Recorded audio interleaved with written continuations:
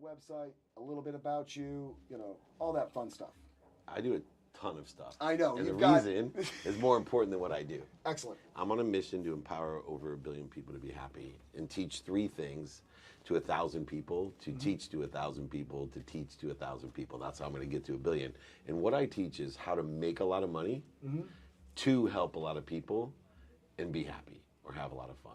These are the 3 things that I've learned through my journey, whether it be as the head of Samsung's phone division or Lee Steinberg, sports entertainment CEO, Jerry Maguire, or Warren Moon and I have a sports marketing company. But now all I do is provide content, books, coaching, TV shows, podcasts. I spend 7 days a week creating content with people like you to teach them at the highest level how to clear the interference. Instead of, most people are trying to get happy, healthy, wealthy, and worthy. I am the exact opposite. I'm here to convince you you already are and teach you what to do to clear the interference between your happiness, health, wealth, and worthiness. Now, I might jump ahead here, and if I do, just pull me back. We're good. But in that pursuit, in that vision, how do you recharge your batteries? Because at some point, someone's going to have to then take that information and give it to those 1,000. And that well is going to be depleted. So how do you recharge? First, I'm going to answer your first question that I forgot, which is most important because I'm extremely accessible. Yes, you are. Email me directly, david@dmeltzer.com, or just Google me. You will find me. I promise, david@dmeltzer.com. So this idea of recharging the battery is exactly what I'm talking about. So I used to think that I would have to go get all these things in my life, that I would have to recharge because, of course, as we go get things, we're tired. My philosophy or paradigm shift is simply that I am connected to the omniscient, all-powerful, all-knowing source. I don't care what religion, spirituality, or emotional aspects that you have. I'm connected to something bigger than me that loves me more than my mom loves me or I love my children. And this foundation, not religious based or spiritual or philosophically, it is a philosophy I gather, but think about this. I don't recharge my battery, right? I recover my body at the end of the night. Sleep is one of the most important things. I have a sleep coach, have had for 16 years. A sleep coach? Yeah, because I want to recover better than anyone and access information while I sleep. 26 years of an average person's life is spent sleeping, and one of the biggest frustrations that I have about human beings is the majority of people go to bed at night and wake up more tired than they went to bed. That's wild. And that's like you and I going out to eat here in Austin, Yeah. and 2 hours at a barbecue, sorry, Sean Waltek, here, 2 hours, and walking out going, dude, aren't you starving? Yeah, me too. It doesn't make any sense. So when you realize what you're connected to and through, and you shift your mindset to, what am I doing to interfere with it? Feeding-wise, nutrition, hydration, air-wise, breathing-wise, sleep-wise, all the basic needs of the human embodiment, when you take it down to the level of, I'm doing this stuff to interfere with us, and then the last component's the ego. Yeah. People drain themselves. 80% of your time, everybody in here's time, is spent on things that bleed them, not feed them. Yeah. If you go to what feeds you, energy is no problem.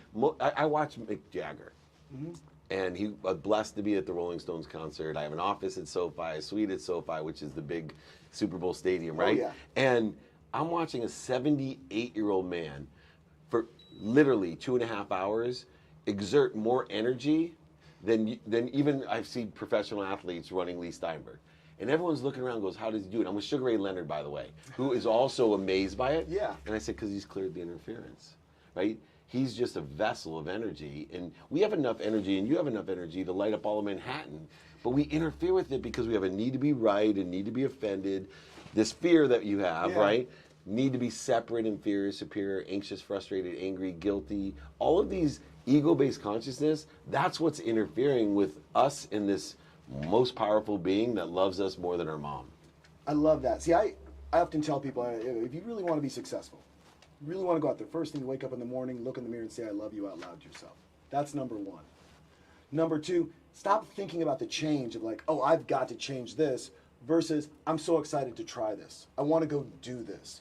Because then you're imparting that positive energy in a way that builds you up. So you're excited to get after it. You're excited to go in. It's like, oh man, I got to work out this morning. You don't have to work out. You want to. I don't have to have a meeting. I'm never sorry I'm late. Like, you know what, you guys? Something came up. I'm here now. I'm so glad to see you.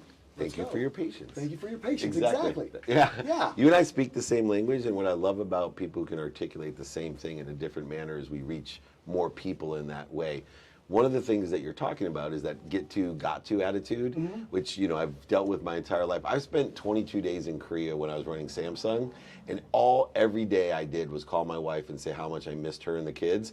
I got home, almost the minute I got home after the kiss and the hug, she's like, can you pick up my youngest daughter?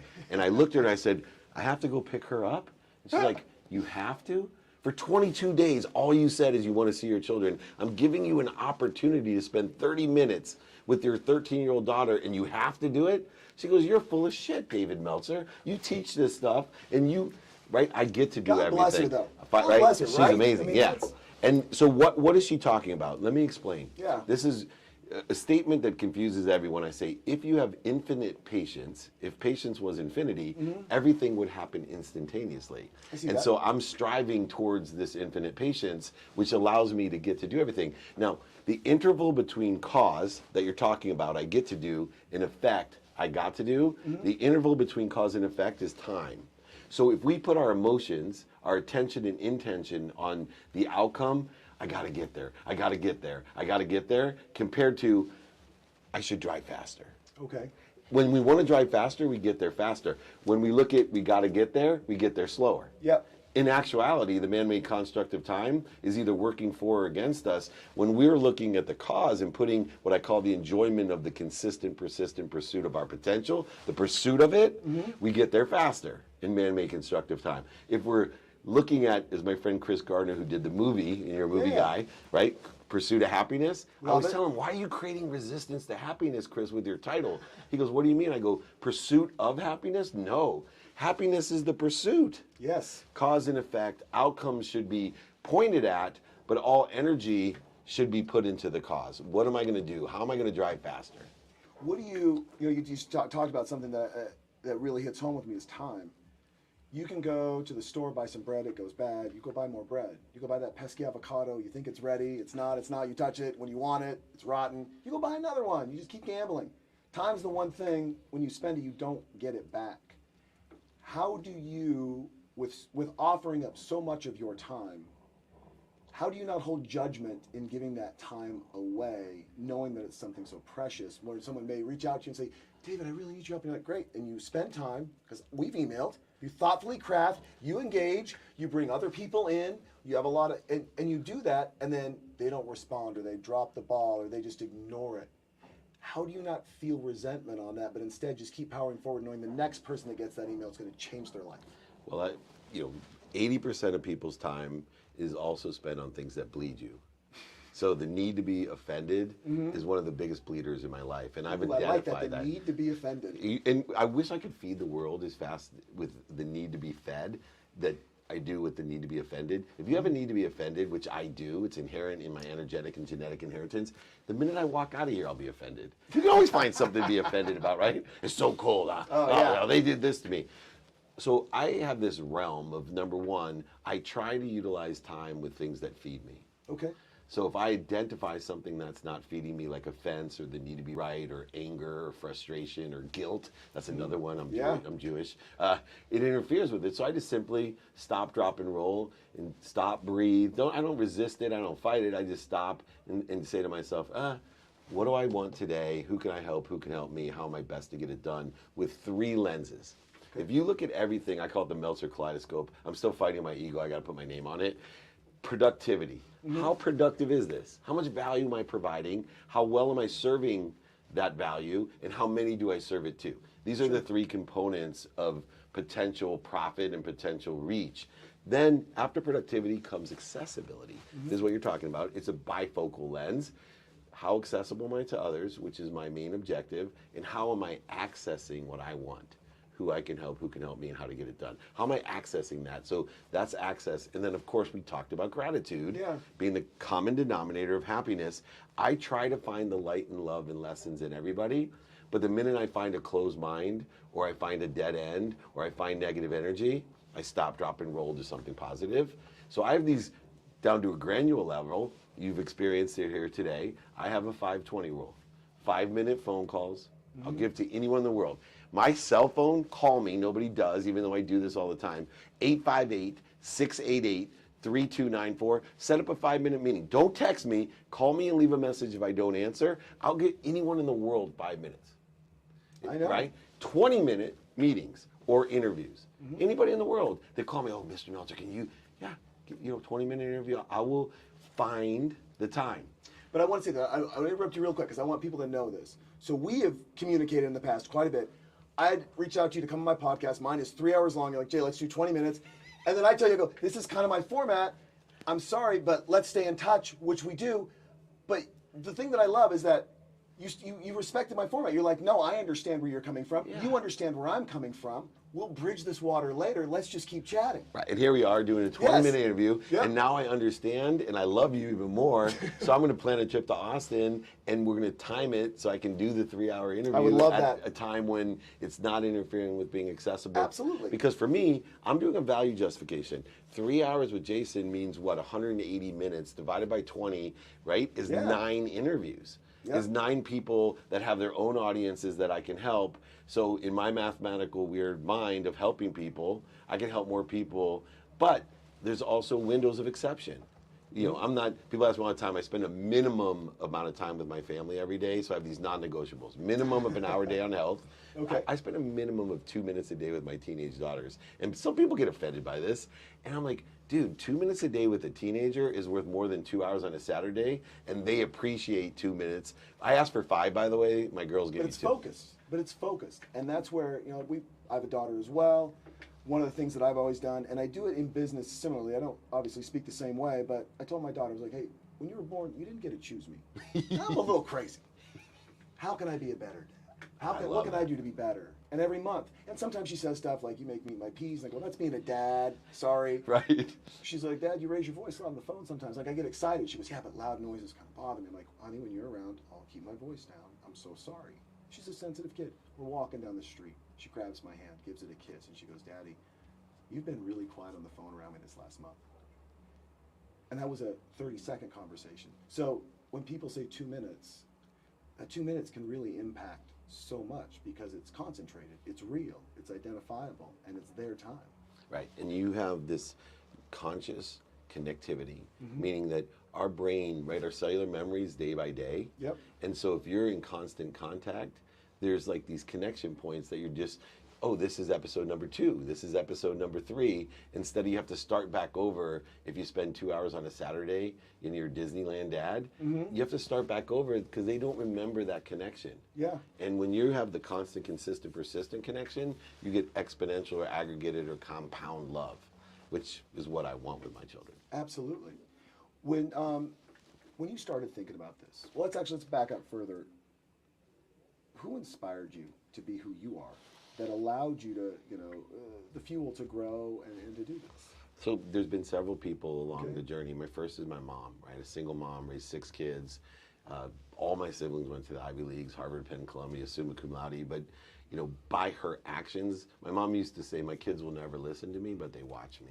Wow. And I took that on. And she taught me an unconditional love by example that I didn't understand until later on in my life.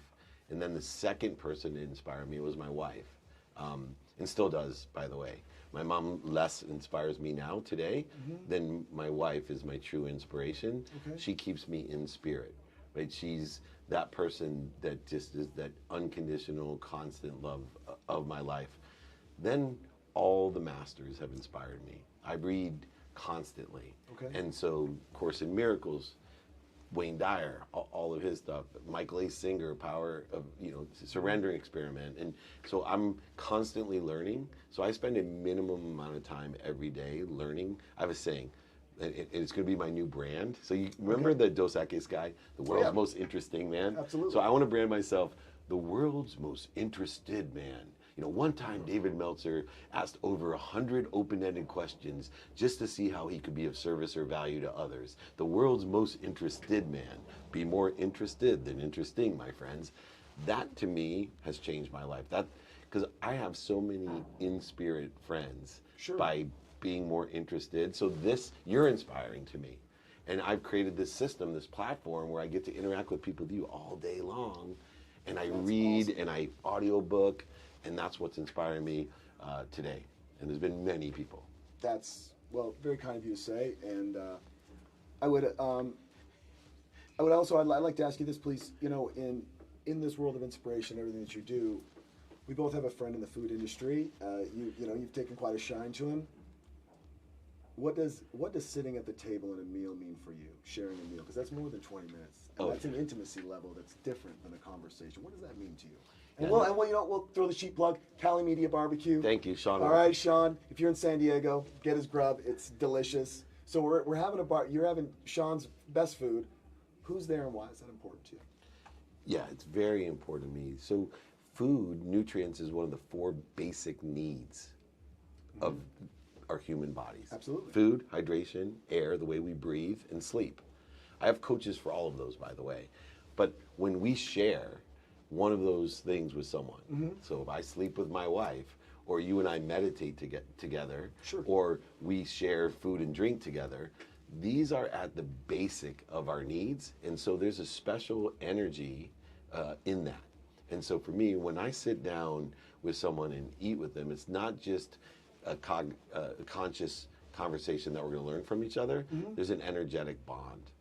There's truly a subconscious and unconscious clearing or connectivity that occurs. And that's how, Sean was one of my first coaching clients that was outside of kind of my specialty. Yeah. Right? Speaker, whatever. He's the one that said, hey, I want the Dave Meltzer media package. And I was like, dude, you're a barbecue. You got one store in Spring Valley. And then he changed my whole perspective because I go, wait a second, this is about frequency. And he's such a good learner. And there is love in food. There's love in conversation. There's love in that connectivity. See, love is why you wear it on your hat. Exactly. Is that pure, it's the truth. When I talk about consistent, persistent pursuit of my potential is to live in love, to live in truth. And sharing a meal is the fastest and easiest way to clear the interference between you and somebody else, to share this inspiration that I have from a bigger source through me for you. People most of the time live in not enough. I was blessed to be a millionaire 9 months out of law school, and I called it the world of just enough, buying things I didn't need to impress people I didn't like. Yep. When you sit down for a meal, you sit in abundance. There's more than enough of everything. You're satisfying a basic need of the ego, the need to be fed, right? Yep. Flee, fight, or fornicate. And all of those situations with food, hydration, air, and sleep provide a different connectivity. And I want to give another shout out to Sean because he's changed me in my own coaching habits of understanding everybody has a frequency, and he's blowing up. He's an amazing person. To put a bow on this, and please, I'd like your closing comments on this. And one of the reasons why I love the ibble platform and why you're here and talking. There's a thing that Raymond, the CEO, says. He goes, ibble has democratized, very simply, mentorship. Yeah. By giving access. You're a walking, living ibble, right? You'll take the conversation, you'll take the Q&A anytime, you'll grab it, you'll throw something up and then someone will ask a question, you'll get to it, maybe not right that second, but you always respond, you're always very timely and very engaging. And so it's interesting because for the folks who are gonna get the app and check it out, just understand there's a physical ibble running around in there, and that's you, and you really have democratized mentorship.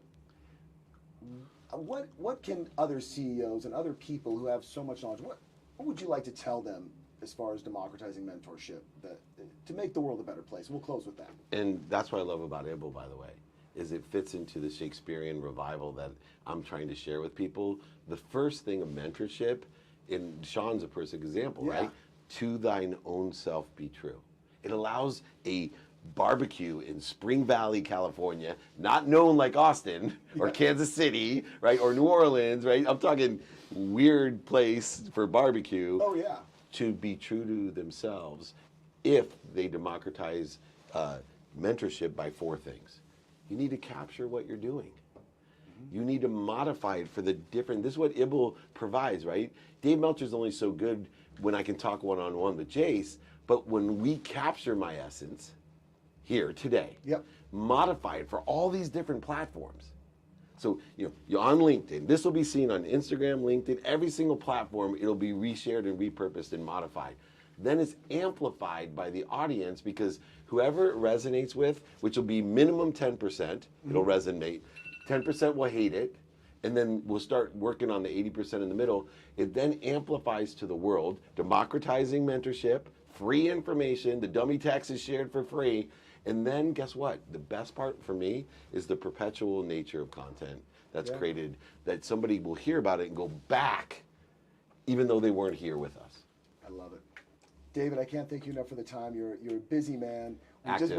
Busy means unavailable. That's right. Active. I'm very active. You're an active man. I love it. I love your energy. What a great way to start the morning. And as someone heard a little beep, that's the alarm. We're a hair over 20 minutes. Brother, I appreciate you so much. Thank you. We're going to do more. Yes, more we than will. 20 minutes. Thank you, everybody. Peace.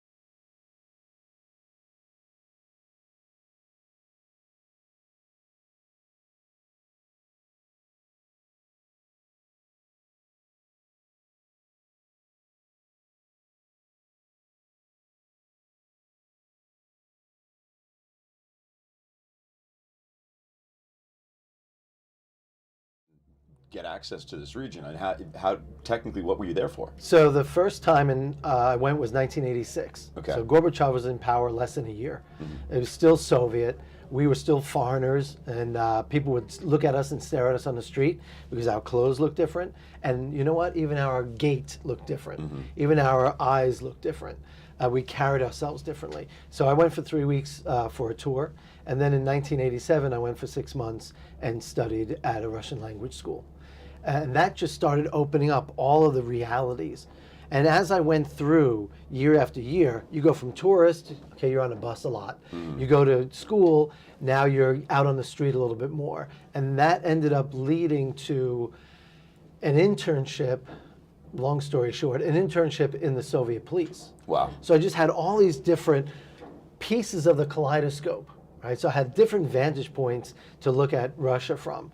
After the tour in '86 and the language in '87, I went to the University of Illinois at Chicago, got my master's degree in criminal justice, and I worked for a guy who had been a cop in New York City, a detective at the NYPD, and wanted to set up exchange programs and cross-cultural programs for cops around the world. And he said, look, I don't have any contacts in Russia. I know Russia's your thing, but I'll send you to China for 6 months. So he sent me to China in 1988. And then by 1989, he started developing the contacts in Russia. And he said, you know what? You're going to go to Moscow for a year and work inside the Organized Crime Control Department of the Soviet National Police because you're the only one who speaks Russian. They allowed you access to this? I mean, this is still, it was, Russia, the Soviet Union was reformist at this time, glasnost and perestroika, but the Cold War was still raging. They weren't suspicious of an American. Well, they definitely were suspicious. There were some people who were suspicious. The supervisor I ended up having inside the Organized Crime Control Department came to me one day and said, listen, that guy you've been hanging out with, who you think works in the MVD, works for the police, he's really KGB. So be careful. Like, it was a lot of that. But the thing was, these guys were cops. The guys who came to Chicago were cops, and they said, look, our Russian mafia problem is going to be your Russian mafia problem. So let's figure this out. And they said, you know what? We'll have this kid come in, and he'll study and figure us out and do that. Can you break down the distinction between the MVD and the KGB? Yeah, so the MVD is the Russian initials for the Ministry of Internal Affairs, and the KGB is state security. So essentially the MVD are the cops, the KGB are the spies, if you put it in very simple terms. The MVD was the redheaded stepchild of the KGB. The KGB got the best resources. They had the best equipment, right, for surveillance and all that kind of thing. And the MVD got the table scraps. No love lost between those two agencies. I imagine not. Imagine not. So there you are. End of the end of the Soviet Union's coming. You have access to Soviet police forces. You're essentially infiltrating the criminal justice, to the extent that there is criminal justice infrastructure in Moscow and the Soviet Union. Where does your story go from there? So when I was working in the Organized Crime Control Department, the director would bring me stacks of intel and documents and say, look, we want you to know what's happening in this country. And what was happening in the country was crazy. It was bombings and kidnappings and hijackings and all kinds of things going on.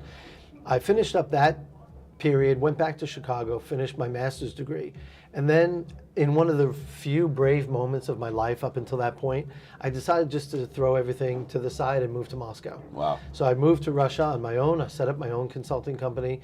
I did that for a couple of years, working with American and European companies. Was this post-Soviet collapse or pre? This is 1993. Okay. So the internship was 90-91.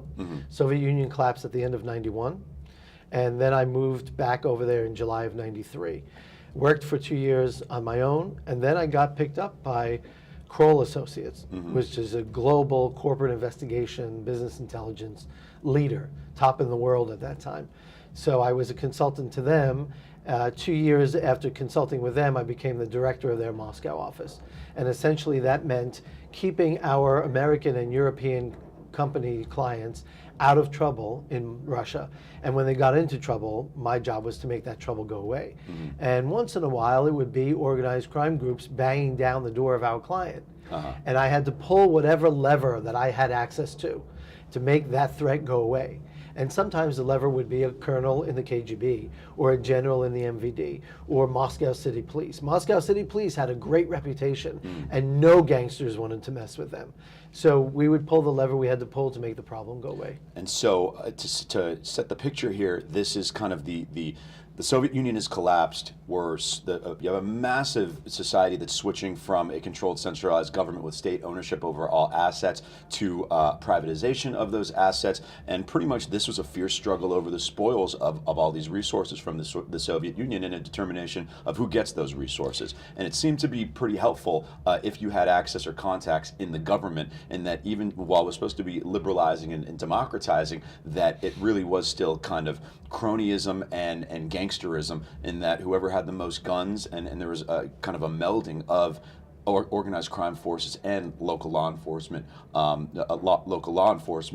that essentially in Russia in 1993, these are the elements of which people are using to battle over taking the spoils of the Soviet Union. Yeah, it was a free-for-all. It was a free-for-all with AK-47s, hand grenades, grenade launchers, and contacts. So if you had friends in the KGB or MVD or the highest level of government, now you could get access.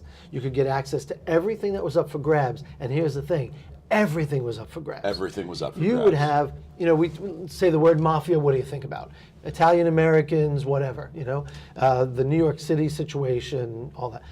They had their mafia. They had the hotel mafia. They had the furniture mafia. They had the automobile mafia. They had everything. Why? The entire system collapsed. Yeah. It left a massive vacuum at the time when there was 1,000%, 2,000%, 3,000% inflation. What are you going to do in a case like that? The state has collapsed. Subsidies have gone away. You might have lost your job. If nothing else, you can't keep up with the rate of inflation. So you know what? Joining a gang? Not the worst idea in the world. Yeah. And that's what happened. So for years, for me in my apartment, for example, you could hear gunfire pretty regular basis, because everything was being contended over, right? And you'd have one gang against another gang. You'd have the Russians against the Chechens, against the Armenians, against the Azerbaijanis, and you would also have at the same time Russians against Russians against Russians. Yeah. And everybody was vying for a piece of the pie, and the pie was huge. And I think I want people to understand that we think of the American mafia as controlling certain vice-oriented industries, prostitution, gambling, maybe a little bit in hospitality, things like that. No, we're talking about, think about if the mafia, the mafia families were battling over who gets to own all the mineral mines in the nation, or oil companies, or media, or who gets to supply the entire nation with cars. It was every core industry was up for grabs. Yeah, and if you put on top of that the idea that the mafia mentality was not just the gangsters, right? The state had a mafia mentality. I was walking across Red Square one day, and a friend said to me, we were talking about mafia, and my friend said to me, of course, that's where the real mafia lives, and he points to the Kremlin. And he wasn't just being cute. In the 1980s and 1990s, there was this thing called the cotton scandal. The cotton in Uzbekistan, all right? To make a long story short, the Uzbek government, together with the Soviet government, was controlling the cotton market.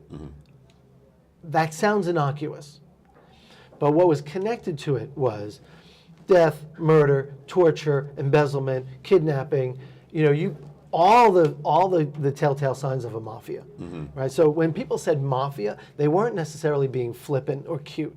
They really meant mafia in terms of really deep, interconnected relationships backed by power. Political power and physical power. So it becomes no real stretch of the imagination when you know that someone like Vladimir Putin is very good friends and partners with traditional underworld mafia gangster bosses. And that's been going on for decades. So this world, like you said earlier, right, the great word is melded. It's all become you can't extract the various parties. They're so interconnected, and they're so identified with each other, and they are useful to each other. Of course, that's why they're partners. Otherwise, it wouldn't be. Seems to be, as you put it in your book, just to reinforce ruling structures. You know, it ended up there was there was continuity amongst the ruling class and who the powerful parties were from the communist system into the early days of so-called democratic system and liberalized system. Right, in and Russia in the 90s. And when you move into that space you were talking about, it's like, okay, who has power over property? Who has power over decision making? Who has access to all these things? Coal, gas, oil, diamonds. Russia is, people don't seem to understand this. Russia is filled with all the world's metals, minerals, resources, and all of that stuff was up for grabs. So you have this situation where the person that can be the most powerful to get the access, and who is that? That's Communist Party members at the top, that's KGB, that's the intelligence agencies, military intelligence, KGB, MVD, the security services, that's people that with an entrepreneurial spirit. All of a sudden we see 20-year-olds who just popped up as leading an industry, and they had 10 million or 50 million or $100 million. It's like, wait a second, scratch the surface and find out who stands behind that kid, because this kid did not do it by himself, and he didn't build, work himself up, lift himself up by his bootstraps. He had a hell of a lot of help doing it. And whoever was helping him out probably had a few machine guns with them, huh? They had machine guns and they had the power of the pen, right? So we could change laws, we can legislation, rights, and licenses. That was also critical. There's a gentleman named Anatoly Shubey, who is the first deputy prime minister. He seems to have played a pretty integral role in all of this, along with the Harvard Institute for International Development, and essentially, that's kind of termed the Harvard Boys, where after a shock therapy the program was called Shock Therapy. Yegor Gaidar was kind of the first, the post-Soviet economy was put in the hands of Yegor Gaidar. It was heavy shock liberalization, everything was privatized, not smoothed out and kind of done in an orderly process, and that led to, as you mentioned before, insane inflation and just kind of chaos in these assets floating around, and essentially people trying to step into the void via machine gun. Then Gaidar falls into infamy, and he's replaced by Anatoly Shubey, and from what Shubey is supposed to come and clean up this situation, right, and conduct a more valid, orderly allocation of state assets, right? But it turns out he was just as corrupt as everybody else, and a lot of the oligarchs who appear to have attained their wealth and their access to these, you spin up a Gazprom, it's like, oh, the essentially nationalist oil company. It was like, well, someone had to authorize, someone had to gift you that company, right? And it appears that access to Shubey seems to have been the path to wealth in Russia in the 90s. So there's one thing that we have to make super clear, and that is somebody like Anatoly Shubey or Yegor Gaidar or any of the people at the top, they were not trying to build democracy. They were in the fight for their lives over resources and access. So I saw an American journalist on television one day asked the guest, so is Anatoly Chubais corrupt? Is Yegor Gaidar corrupt? Is Boris Yeltsin corrupt? It's the wrong question, because corruption, as they see it, is the oil that greases the machinery, right? You don't do things without corruption as we would look at it, because Russia is not based on laws. It's based on relationships. It's always been that way. It will likely always be that way. When you think about democracy, I was a media consultant in Russia. I worked with New York Times, CNN, BBC, Washington Post, while I was also doing the security work. And I went to this interview one day with a correspondent from the New York Times. And they had the conversation. And then I read the article that came out in the paper. And I said, that's not quite what happened in that interview. And by the way, you're gushing about democracy arriving in Russia. Democracy had never arrived in Russia. And I don't care about the 1993 elections or 1996 elections. People call them free elections. My personal belief is that there's never been a free election in the Soviet Union, in the post-Soviet Union. This is not a democratic space. In their roots, as people, they have tribe mentality. And you better connect yourself to a group that can protect you. Because if you have protection and you have access and you have relationships, then you can get what you need. If you don't, you're going to die either metaphorically or physically. If you don't have someone protecting you and watching your back, I had people protecting me. When I was in the organized crime control department, I had people that looked out for me. I had people that warned me about things. I had people who told me, stay away from these people. They don't have your best interests involved. I had people who filled my refrigerator when there was no food in the stores. Wow. So if you're a Russian and you don't have contacts and relationships and access to a network, what are you going to do when there is no food on the store shelves? And guess what's happening right now again in Russia? In the last 3 weeks, the banks are closing because of sanctions. The stores are emptying out. Western businesses have left. Unemployment is skyrocketing. The prices have doubled, if not more already, in the last 2 weeks. And Russians now are going to do what they've always done for 1,000 years. They're going to rely on and resort to their relationships and their survival techniques. Because right now the country's being closed down. They're shutting off social media, they're shutting off flights, they're shutting off all kinds of things. Russians have seen this before. They've seen it before countless times. I'm reminded of a comment that a friend of mine made. A friend of mine was the head of Interpol for Russia.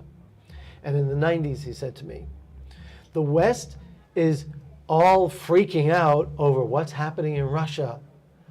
We've always been this way. The only thing is that now you're finding out. Yeah. And again, I think that's what's happening now to some extent. The West is shocked on some level because we're seeing it in real time, 24 hours a day. And what's happening is what's always happened in Russia.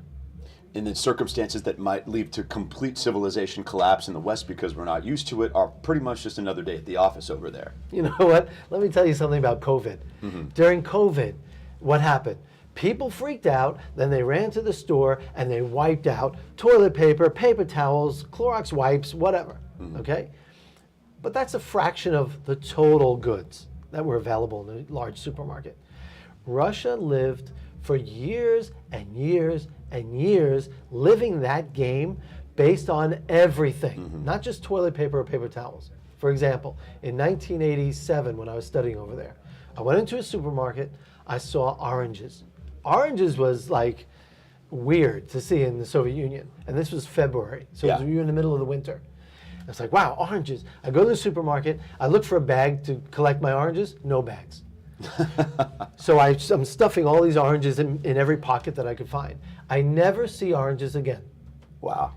because the state is not geared to the population. The state was not geared to providing consumer goods. What happens when we don't get consumer goods? Or in Chicago, if it snows too much and the government doesn't There's an plow the uproar. streets, there's an uproar. We vote the mayor out, we get a new one in. The Communist Party didn't have to worry about that. Yeah. So who cares if you have what you need or not? I, as the dictator, keep the people in line, literally in line, for 3 hours a day, trying to find what they need to cook dinner that night. And then they're going to do it again the next day and the next day. I don't have the energy to do an uprising, right? Yeah, and I think that people might be overestimating the impact that sanctions and isolation is going to have on the Russians because, as you described, their deprivation and scarcity is not such a new thing for them. They've experienced it quite a bit. And I mean, something that you mentioned in your book is that, the quote, civilization is just a thin veil of illusions, and Americans can maintain such veil because we're a young country. We've only been around for 250 some odd years, and we haven't been disabused of these illusions. The Russians have been around for hundreds, if not thousands of years, and they have pain and suffering and deprivation in their culture, in their history, and their heritage, and it doesn't trigger that type of reaction from them.